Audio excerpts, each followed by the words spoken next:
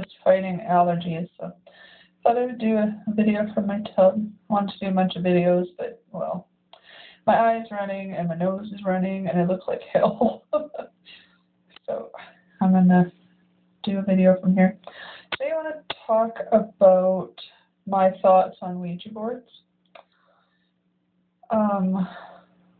There's a lot of controversy with them, both from people that believe they're evil and from people within the community that think they're nothing but BS. That it's just your fine motor skills that are moving it. And I can't say that I disagree with that, because in most cases I believe that is true, that it's just your own motor skills moving it. Your fine motor skills, kind of same thing as playing with the pendulum. But I do have an experience with the board that I can't explain, and it had nothing to do with this idiomotor thing, or phenomenon is what they call it, I guess. There was one time my daughter was, she must have been about 8 or 9 at the time, and this was when we were living in Edmonton in that haunted townhouse. I don't know if it has something to do with that either. It could be. But she and a friend, they were sitting in the living room with me. We were watching TV, and then they wanted to play with the Ouija board, so Teresa went and grabbed it and turned the TV off. So I thought, I always loved playing with things like that. So turned the TV off and sat with them and watched them. Like, I was across, we had 2 couches, like a love seat and a couch. I was sitting on the love seat across the room from them, and they had the board on their knees. Actually, they probably were about 10 at the time, now that I'm thinking about it. But they had the board on their knees, and they were playing with it and talking. I don't know who they were talking to. I can't remember now. I think, I normally call someone, and I know I've taught Teresa to do the same thing, to call someone that you know, just to keep it on the safe side kind of thing. But I can't remember. They must have, I don't remember. But anyway, they were playing with it, and it was going pretty good. Like, they had a good momentum between the 2 of them. And then I don't know why, but I wanted to test it to see if they were moving it or not. So what I did was I told them from across the room that I would ask questions in my head and see if the answers would come out on the board, even though they were across the room and weren't hearing me. And it was funny because it started working properly, like right off the bat. It was answering my questions. And I thought that was good. Like, that was pretty cool, because I wasn't even near it. And that was the first time I'd ever tried that. And I was talking to, who the heck was it? A friend of mine that had passed away when my daughter was just born. He died in a car accident. And Teresa was maybe 3 months old at the time, or maybe a month old. Anyway, ADD, damn it.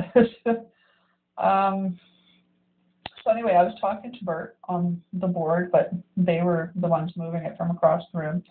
And every time I'd ask a question in my head, I didn't say it out loud, so the girls didn't know what I was asking. I'd always ask them to tell me what the response was, and every time it came back, and it was exactly an answer to the questions that I was asking.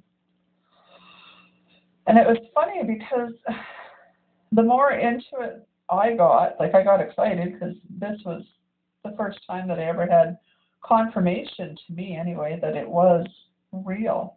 Because you always have that doubt in the back of your head.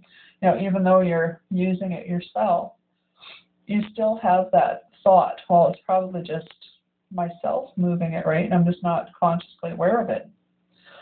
But to have it happen across the room like that, it was exciting. So I just kept going and going. And it was so funny because after about 20 minutes, I kind of looked up and realized the girls were so bored. They were just kind of leaning on their heads to the side and really getting bored with me because I was asking all these questions in my head. So, of course, what they were seeing was just a bunch of letters coming up. So, yeah, I stopped doing that. But I never tried that again afterwards, and I don't know why. So, I don't know. you know, nowadays with all the equipment that we have, um, like the EMF detectors and the digital recorders and the ghost box, the SB, what the hell is it? The SB 27 or 127 or I don't know what the hell it's called, but I have one of those ghost boxes. I don't like using it because it's quite loud, like the static. But, you know, even with all of that technology that we have now, I still like the Ouija board, and I don't know why. I wonder if it's because that's what I grew up on. I don't know, what do you guys think? You know, it's, I tend to still use it to bring a spirit into the area, like I guess to be, because it makes me feel comfortable maybe puts me into that zone, maybe that's what it is. But I still like to use it to start off, and then I'll end up using like a K2 meter or my digital recorder to gather even more evidence that spirits are around. But yeah, what are your thoughts on that? Do you still find the Ouija board as a useful tool? I don't know. And it's funny. My husband is an electrician, so he thinks it's hilarious when I pull out the K2 meter, because he's just, you're talking to random electrical waves through the air, you know. He likes to make fun of me, but yeah, it's like, really, honey? How many random electrical currents go flying through the air that correspond directly to questions that I'm asking? And it corresponds to like yes questions, once for yes, twice for no kind of thing. And the direct responses, that's not random. He just shakes his head because he has no answer for it, but he still thinks it's hilarious. There's the electrician in him. So anyway, what do you think? Ouija boards, do you still use them? Bye.